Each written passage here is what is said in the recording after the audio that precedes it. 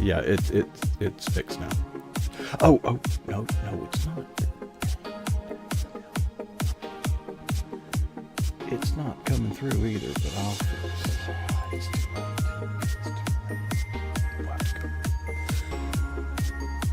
Okay, pjnet.tv. Ignore the title. This is not Jake McCandless again. It's 9:30 on Tuesday night, and we are running the Del Didway bumper. This is Del Didway. Okay. And we are recording. We are streaming, albeit wrongly, but nonetheless, we'll count down to Studio 20.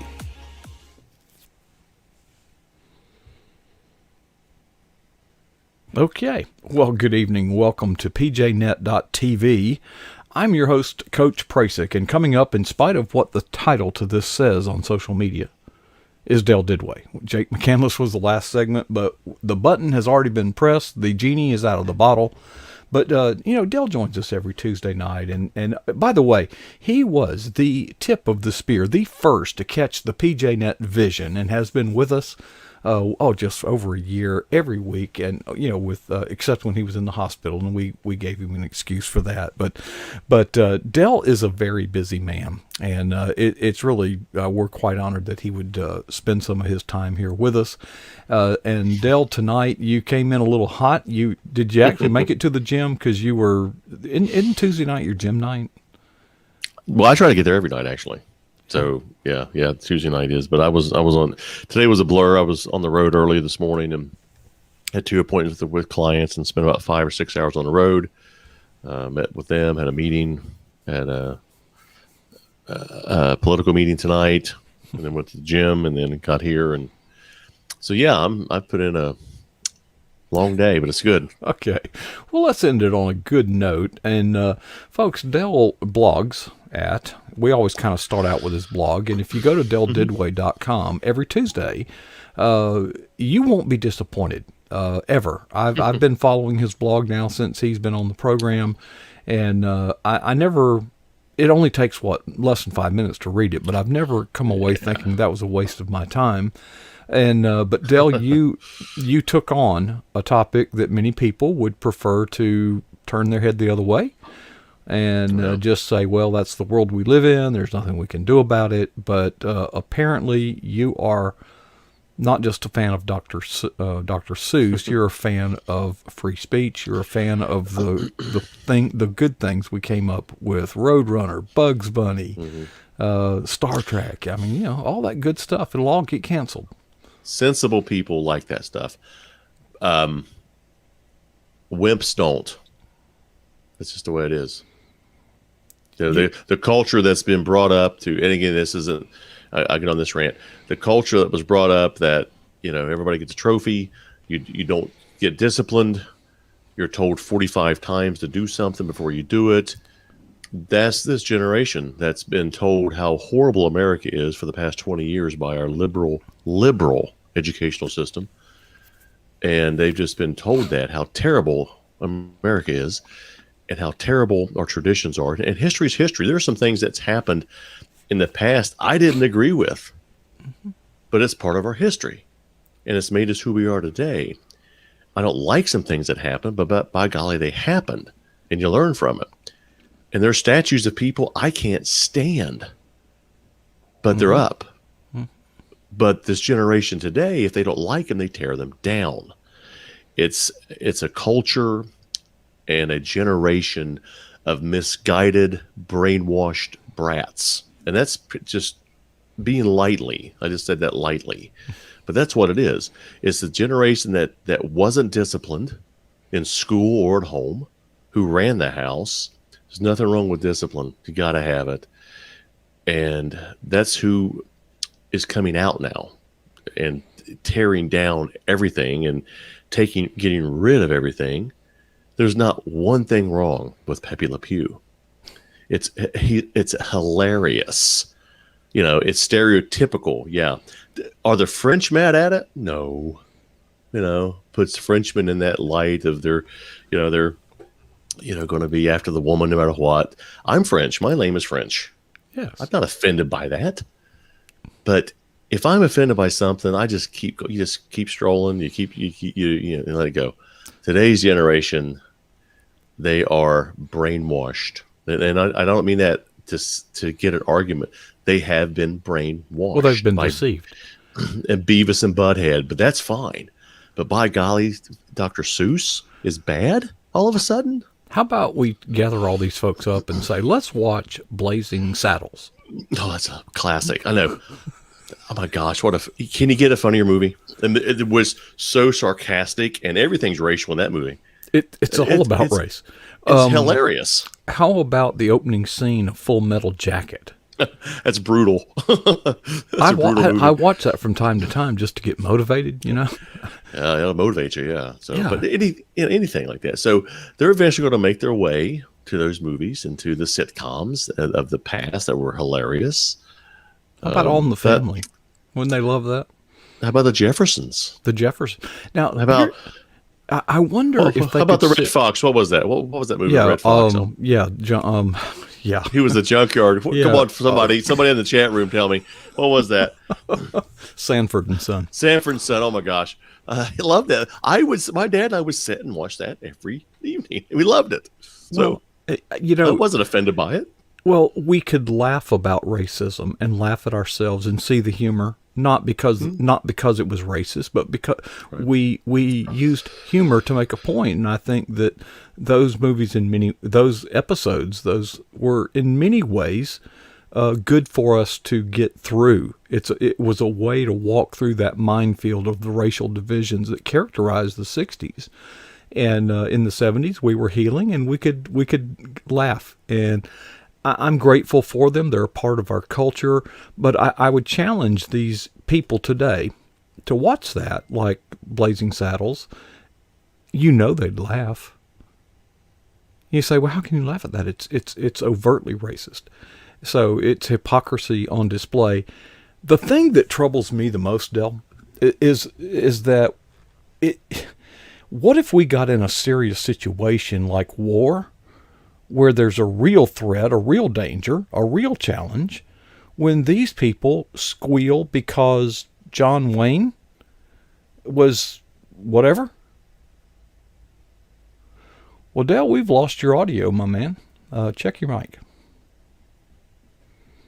If we can't restore it soon, I'll do a reset on our connection to see if it's on. Nod your head up and down if it appears everything's okay on your end. Okay. What I'm going to do is I'm going to temporarily disconnect Dell from the studio, okay? And then we'll reconnect to the studio in hopes that that will do a little reset. Disconnecting and reconnecting. And can I hear Dell now?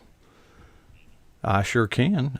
Dell, what we're going to do, with any luck, I do not know what just happened, but in any event, okay. I forget. Well, you were talking a long time anyway, so it's fine. Yeah. You cut my mic off. Yeah, I'd like to at times. There you go. This generation doesn't know how to laugh. This generation doesn't know how to fight. This generation only knows how to squeal and whine. That's all they can do. That's all they're good for, because they've been taught this. Again, it's our education system. They've been taught this. America's terrible. It's your duty to rise up and tear up this country and burn it down. It's your duty. And they think that. They honestly think that. So they don't laugh. They only laugh at people who struggle. They only laugh at the old ladies that they knock down. That's this generation. And, when I think back at the election of November for the president, there wasn't that much good said about Biden. There was just a whole lot of bad things said about Trump. And I think this characterizes our generation. They're critical of all kinds of stuff. They don't really have any solutions. They don't even have a debate. No, there's no debate anymore. Those days are over. So that's what the whole blog was about. It wasn't so much about race and everything canceling. It's what's coming.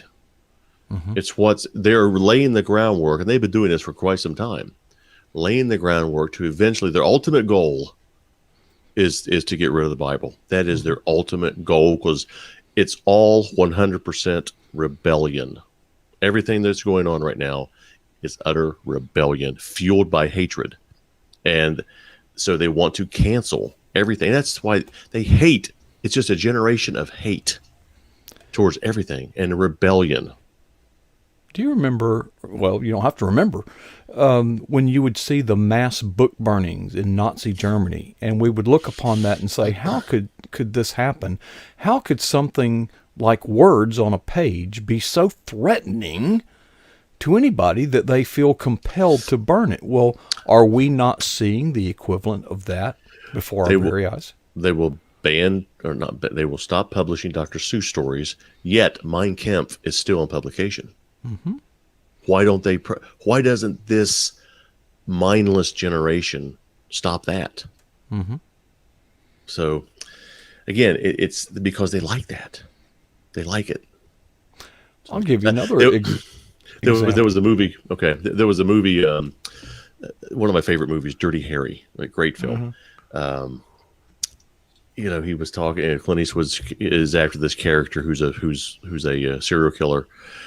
And they, the police arrest him, and then they turn him loose. And then Eastwood's character, Dirty Harry, looks at his police chief and says, "This guy's going to kill again." And the chief says, "How do you know that?" And he looks back and he said, "Because he likes it." Mm. This generation likes what they're doing. They like terrorism. They like making people afraid. They like burning down the past. They like it. And they're going to keep doing it. So go ahead. Sorry to interrupt you. There is a movie made in 1934 that we studied in sociology, and it's been a serious influence in my life in propaganda. It's called Triumph of the Will. It is still banned in Germany, but it was a film produced by the Nazi Party. It wasn't just glorifying Hitler, it was deifying him. But there we have a movie. We can see it here in the United States. And one of the strengths of this country, what was the First Amendment? The very first amendment. Ideas are not a threat. You can write down your ideas even if we disagree. What could you possibly write in a book that would be a existential threat? Just write it. I don't know. Well, ask Chris Cuomo what the First Amendment says. He has no clue. So, yeah, he really doesn't have a clue. I did a story on the Western Journal about that when he was talking about all the protesting going on, all the rioting going on. He goes on live television on CNN. He says, "Tell me where it says that protesting has to be peaceful."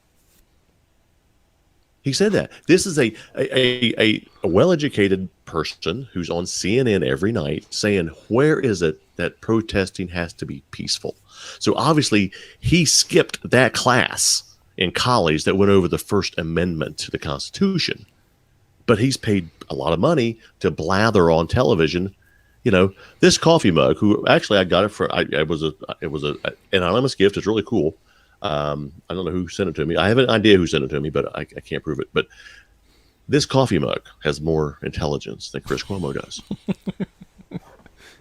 It's got something in it. It's got something. Yeah, it's filled. It's filled. Whereas his head is just air. But the name gets him a primetime spot, to where he can show his ignorance and say, where does it say they have to be peaceful? Because the idiot didn't read the First Amendment. Well, Del, I know you're not alone in this, but I do want to commend you because when this started, you immediately began sending out posts of Dr. Seuss. So Dr. Seuss' popularity has taken a sudden uptick. And I'm wondering, is that the way we're going to fight back? Is that the way? Until we're banned. I mean, again, I think I pointed out last week when all the crybabies went nuts over the song Dean Martin did years ago, "Baby It's Cold Outside." Oh, that's date rape. That's date rape. It went to #1 that Christmas because people were saying, "You guys need to just shut up and enjoy life." There's more to life than complaining and getting things banned and being offended. I pointed out in my blog, I could have been easily offended when my wife and I went out to dinner. Mm-hmm. And right in that restaurant, and I wasn't. There was an African American man with his family wearing a sweatshirt from the movie "White Men Can't Jump." Mm-hmm. I didn't go to the manager. Hey, get that man out of here. That's offensive to me. Mm-hmm. You know what I did? I looked at it, read the shirt, kept eating. I didn't care. I don't care. But my point was, had I had something on my shirt characterizing his race, I could have been thrown out of there. So But there, that was the thing of the blog, was to to say what's coming down the road, and it is coming down the road. People can hide their head in the sand, like I pointed out when they did with Roe v. Wade, like they did with the prayer being taken out of school. You had church members saying, "Well, that'll never happen," and by golly, it did. They're going to be eventually going after the Bible, and what are we going to do? We're going to sit back and say, "Oh, that'll never happen." It's a call to action. Do something. I don't know the solution, because I really can't describe the problem other than in the broad sense you described it, is they just hate everything. Is there anything that they like other than the Green New Deal? It's destruction. Yeah. They like destruction. They like chaos. They like anarchy. They do it the funny thing is they claim the moral high ground doing it. No, there's no. These are people who will go up to a police officer's face, scream and yell at him, and spit in his face, and then when he retaliates, they claim police brutality. And so it's a parenting problem that we can't go back and redo. The educational system has grossly let us down, taking discipline out of school. I remember, there's nothing wrong with getting a good old fashioned whooping. Nothing wrong with it. I got, I think 2 or 3 in college. It was one I didn't deserve, but there was probably 40 other things I did. I got away with it. So it was a catch up thing. So, I'm fine. I got busted a couple times in school. Then I got it really bad when I got home.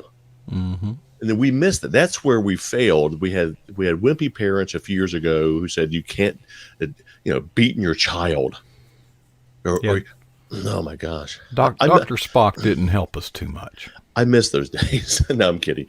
I didn't do it a lot, but I did it, when you had to. And my boys are fine. So. Conspicuous by its absence in your blog. What's that? Behind me. Oh, yeah. Well, yeah, I've done enough of that. So I thought, take a break. People are getting tired of it. Yesterday was a big day for you, as it was the launch of Dugout Devotions 2. So maybe you don't want to do it, but I think it's important because, Dell, setting goals and accomplishment and achievement still matter.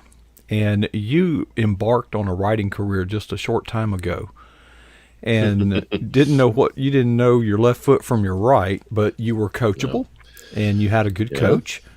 And you have produced book after book after book. And yesterday, Dugout Devotions 2, I also want to make mention of your podcast because I really I make it a point when traveling back from work on Saturday night to listen to your blog. And I don't have a lot of, love. In fact, I have a lot of contempt for baseball, but I think your podcast about third base coaching was pretty darn good. Yeah, baseball is a great sport. Baseball is it's more thinking, cerebral, and a lot more planning. But great.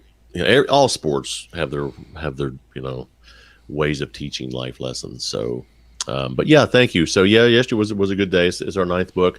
Yeah, I didn't kind of embark on a writing journey. It just it came to me, and it's just kind of happened quickly. But it's been a great journey, and we're hoping to continue this journey. But if not, then I've had a great time. But I'm looking forward to the next 2 books coming out later this year, and 2 next year, or 3 next year, I think.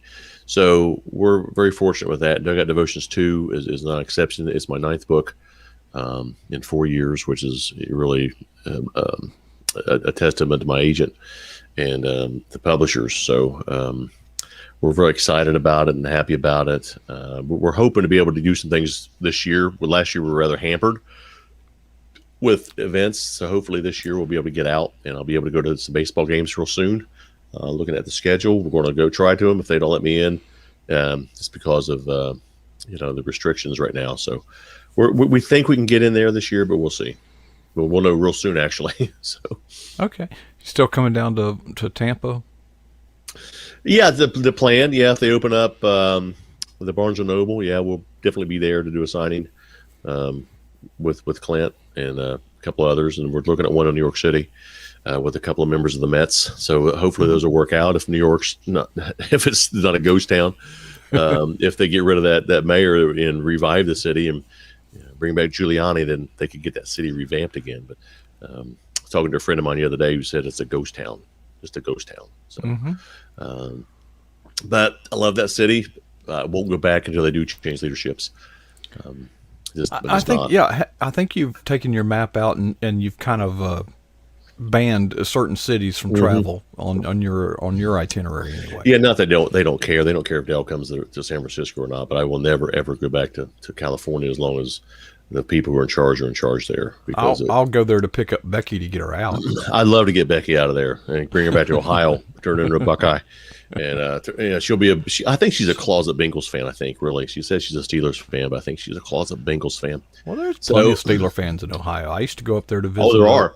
Yeah, they are very well followed team. A lot of Pittsburgh fans because they're relatively close to us. There's only. I used to go to Ohio every year to meet with a business associate, and we would go to a Steelers game.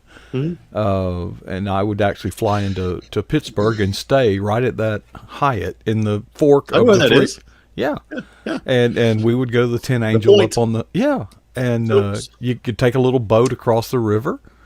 And that town is, but that town amazes me. It's cleaner than Disney, and it used to be such a filthy city. It was 15 years ago. It was disgusting. It really cleaned it up. You got the Point. You got some really nice restaurants there now. You got the Three Rivers Mead is what it was going to initially called Three River Stadium, because you got the Ohio, the Allegheny, and the Monongahela River come together to form the Point. We watched fireworks there on the 4th of July one time.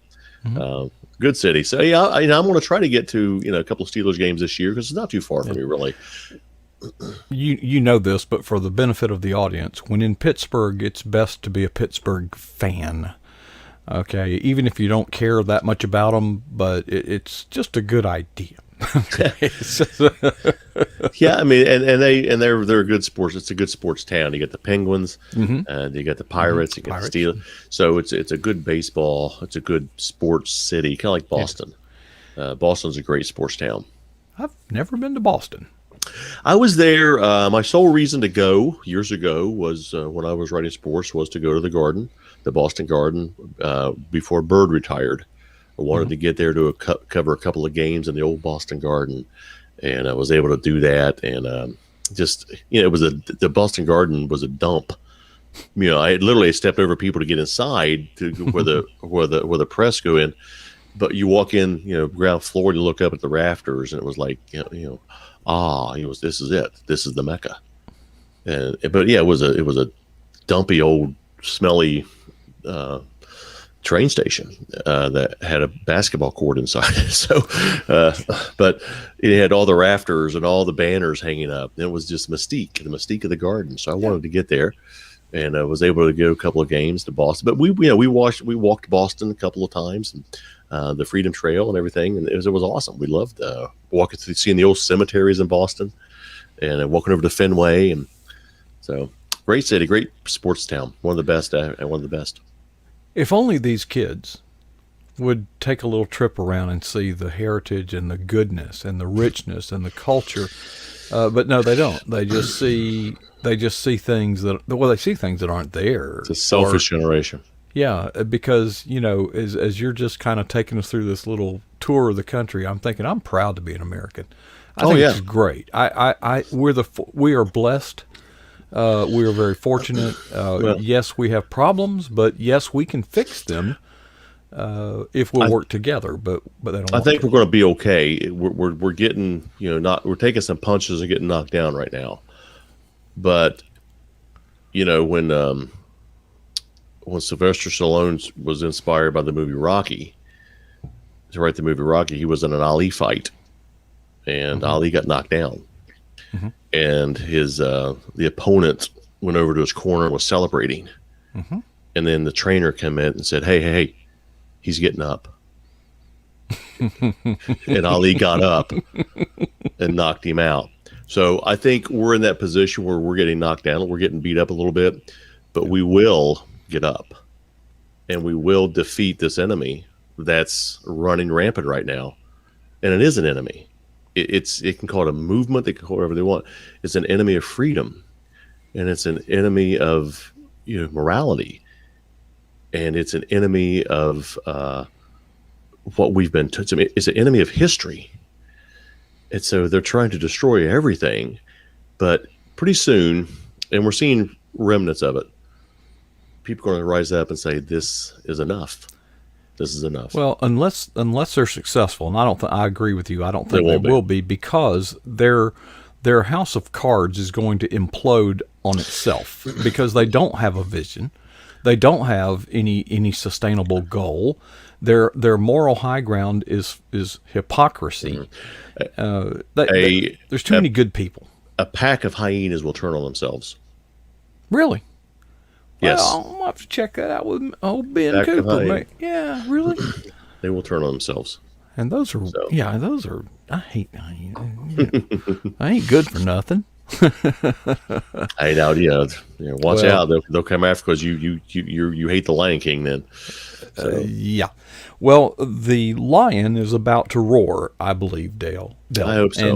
And I think that we've put up with about as much as we can take, and I hope that we don't just keep sticking our head in the sand. At some point, if we'll bow up, we could easily. Those kids have never been in war. They've never been in the military.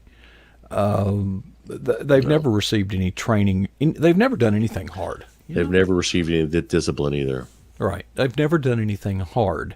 Mm-hmm. And I think when push comes to shove, it may have to get hard before we do. When you confront a bully, they will eventually run. And we have to confront them.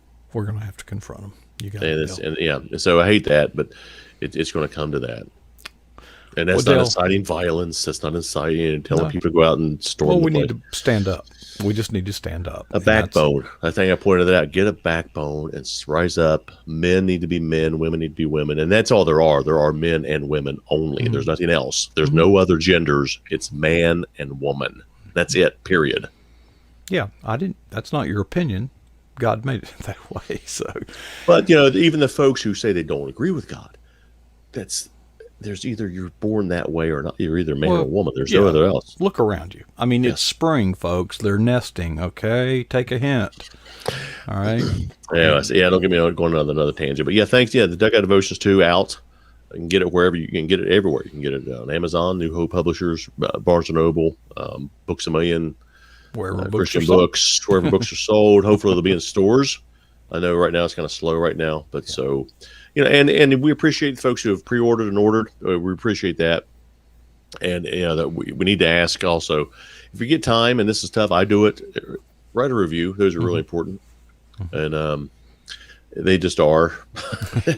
and I hate to ask people to do them. I do them for my friends too. It's just it just helps. Authors help each other out. And a review, and some of the reviews are censored. And they really are. Mm-hmm.